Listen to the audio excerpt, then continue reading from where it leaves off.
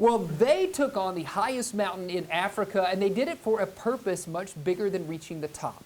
Sheepdog Impact Assistance's 2026 Climb for a Cause team recently reached the peak on Mount Kilimanjaro, more than 19,000 feet above sea level.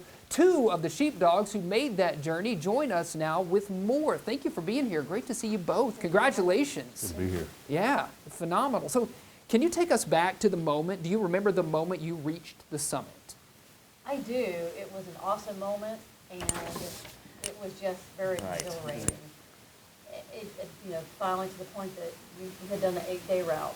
And so it was just super exciting to finally be there. It was beautiful, it was out in nature, and we were with a great team. So It was amazing. What about for yourself? How did that feel for you? Yeah, to agree with Denise, it was a culmination of the events. The 6 days, the 4th day, 4 and 5, you were able to see the mountain the entire time, so you're anxious on getting up to the top. Sure. And when you finally get there, it's just It's a so breath close, of fresh it's air. right there. Yeah, the whole time you're looking at it. So it was a phenomenal group activity, something that we could do together, and we saw the purpose of it. Yeah. And we summited together. Yeah, that's amazing. So Denise, what made you say yes to this awesome challenge? Well, you definitely have that right. It was a challenge, and I love a challenge. You know, all my life being in the military, I have been used to receiving a mission and executing. And so that's what I saw this as, being able to pack up my daily bag and get out there and get it.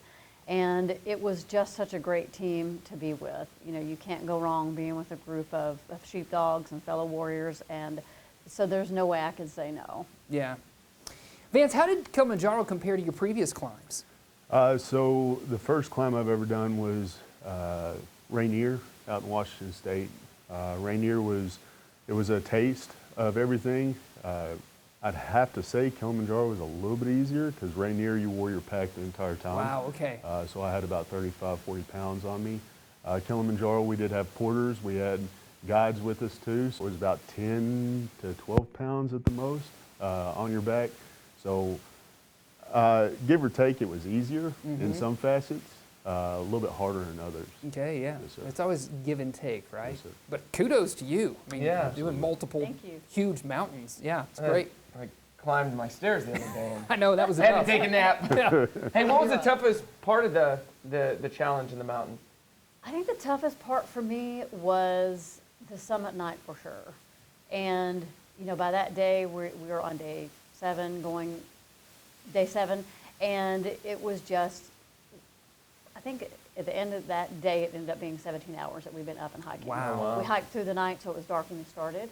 And something that I didn't necessarily think would be very difficult was coming down. And so we were, you know, our body were pretty worn out from going up, and then going down, you know, that was a challenge. And again, it was just the length of time that we've been up. So by far, that was the hardest for us. But, you know, it was great. It was such an exhilarating feeling, and so it was all worth it, every moment of it. I know that Sheepdog a lot of times talks about getting folks off the couch, right? Yes. And doing something. How does this challenge connect to post-traumatic growth? Yeah, I think as you're going through military life or first responders, you get into a process where you start analyzing what you need for the next day. No matter what the day has in place for you, you can respond because you have the tools. You've gone through that same packing list over and over again, and then you're prepping for that hard moment, whatever may come.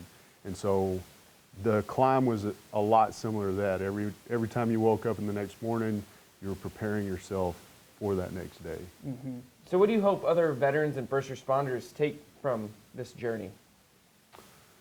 So I would say taking away from the journey just a level of healing. For me, it provided peace that I haven't seen in a while. It provided a calm to the anxiety of life, but it also gave me that niche again to get out there with a group of similar like-minded people and accomplish something together. Well, congratulations to you both. If you're curious and want to know more about Sheepdog, maybe you are a veteran first responder and want to get involved, we've got some contact details right there on your screen. Again, thank you so much for joining us today. We appreciate it. Thank you for having us. Certainly.